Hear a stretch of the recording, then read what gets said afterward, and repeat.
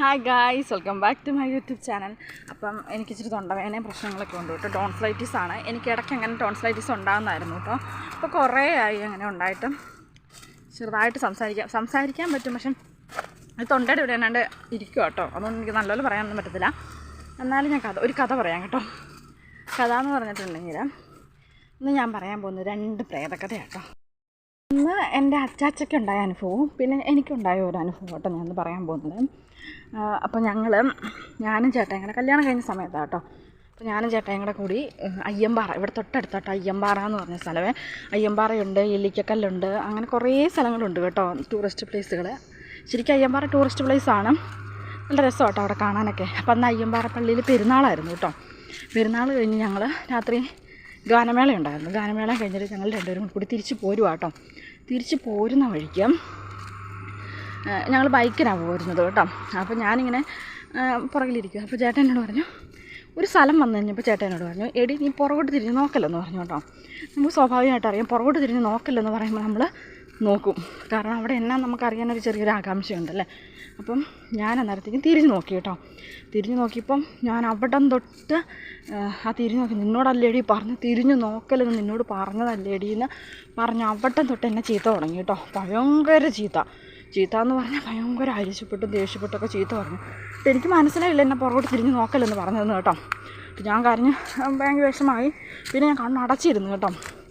എന്നിട്ട് വീട്ടിൽ വന്നു കഴിഞ്ഞപ്പോൾ ഞാൻ ചോദിച്ചു, അതെന്നായിരുന്നു ചേട്ടാ ഈ തിരിഞ്ഞ് നോക്കല്ലെന്ന് പറഞ്ഞത് എന്തായിരുന്നു എന്ന് ഞാൻ ചോദിച്ചപ്പം ചേട്ടനോട് പറയുക, ഒരു കവലയായിരുന്നു കേട്ടോ, ഒരു സ്ട്രീറ്റ് ലൈറ്റിൻ്റെ വെട്ടമുള്ളൊരു കവല. അപ്പം ആ കവലയിൽ നിന്ന് ഒരാൾ എൻ്റെ പുറകെ, ഞങ്ങളുടെ ബൈക്കിന് പുറകെ ഓടി വരുന്നുണ്ടായിരുന്നെന്ന്. പക്ഷെ ഞാൻ കണ്ടില്ല ചേട്ടാ, കണ്ണാടിക്കട കണ്ടു. ഞാൻ തിരിഞ്ഞ് നോക്കിയപ്പോൾ ഒരു മനുഷ്യനും അവിടെ ഇല്ലായിരുന്നു കേട്ടോ. ഞാൻ നോക്കിയതാണ്. ചേട്ടനോട് പറഞ്ഞു, അത് നമ്മുടെ നേരെ വരുമായിരുന്നു. ശരിക്കും അത് പ്രേതമായിരിക്കും, എന്തോ അഴുക്ക് ശക്തിയാണെന്നൊക്കെ പറഞ്ഞു കേട്ടോ.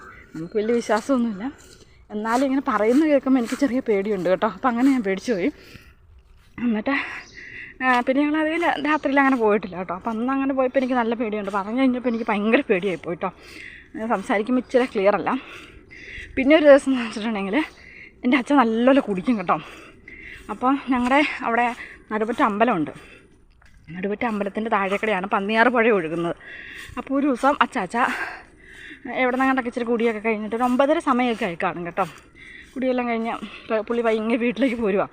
വീട്ടിലേക്ക് പോന്നു കഴിഞ്ഞപ്പം പുള്ളി ആ അമ്പലത്തിൻ്റെ താഴത്തെ വഴി കൂടെ ഇറങ്ങി ഇങ്ങ് പോന്നു കഴിഞ്ഞപ്പം അപ്പുറത്തെ വശത്തോടെ കുറേ ആൾക്കാരുടെ ഒച്ച കേട്ടു കേട്ടോ.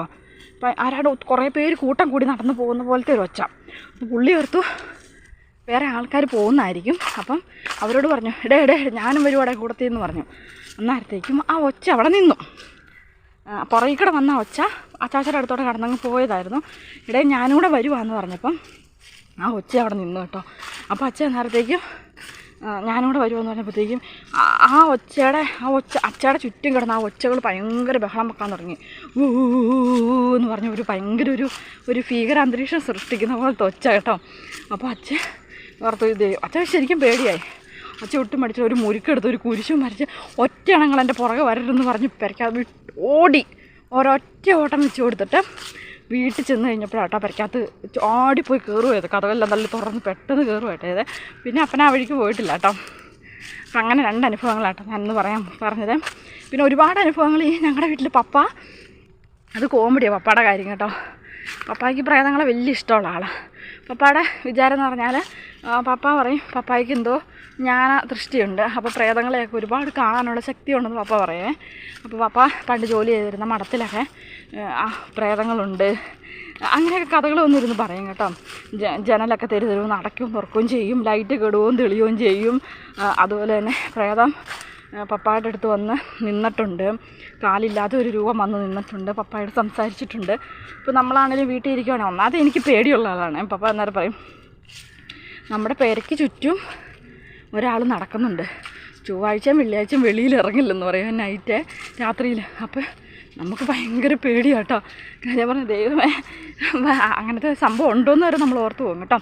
അപ്പോൾ ഇന്നത്തെ വീഡിയോ ഇത്രയേ ഉള്ളൂ കേട്ടോ. ഞാൻ പിന്നെ ഒരു സമയം പപ്പ പറഞ്ഞ എന്തെങ്കിലും കഥ പറയാം കേട്ടോ. അപ്പോൾ എല്ലാവർക്കും വീഡിയോ ഇഷ്ടപ്പെട്ടാൽ ലൈക്ക് ചെയ്യുക, ഷെയർ ചെയ്യുക, കമൻറ്റ് ചെയ്യുക, സബ്സ്ക്രൈബ് ചെയ്യുക. Tata bye bye, see U.